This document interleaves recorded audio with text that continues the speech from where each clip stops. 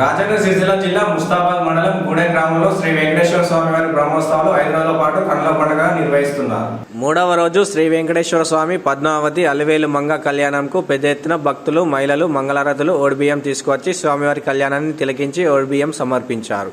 స్వామివారి కళ్యాణానికి వస్తు రూపేణ, ధన రూపేణ సమర్పించిన దాతలను ఆలయ కమిటీ చైర్మన్ బాలమల్లు, కమిటీ సభ్యులు కలిసి వారిని శాలువతో సత్కరించారు.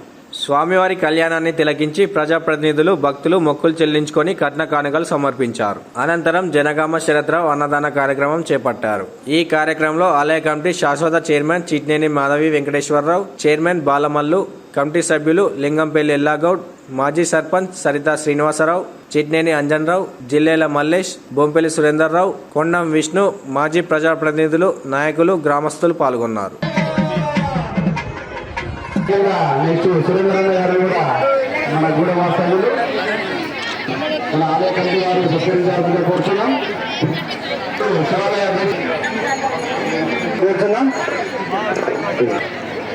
మొదటి నుంచి కూడా మీరు ఇక్కడ కార్యక్రమంలో పాల్గొనవచ్చు.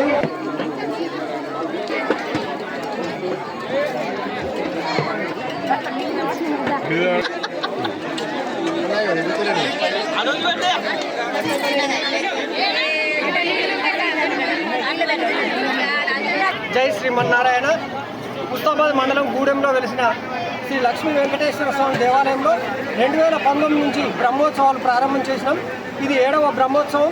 ఈరోజు మూడవ రోజు శ్రీదేవి భూదేవి శ్రీ లక్ష్మీ వెంకటేశ్వర స్వామి కళ్యాణ్ అంగరంగ వైభవంగా ఇప్పుడే చేయడం జరిగింది.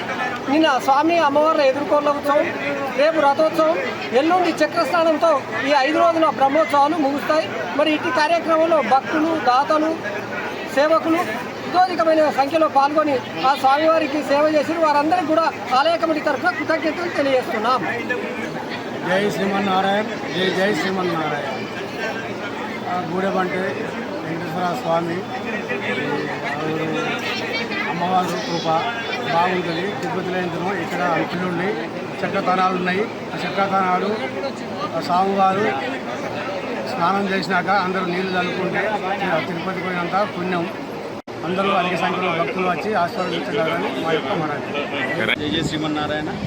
మన గూడెం గ్రామంలో 6వ వార్షికోత్సవం బ్రహ్మోత్సవాలు నిర్వహించుకోవడం జరుగుతుంది.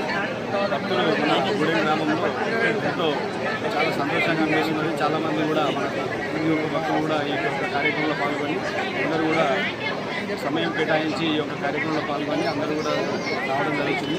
ఈరోజు కళ్యాణం జరుపుకున్నాము.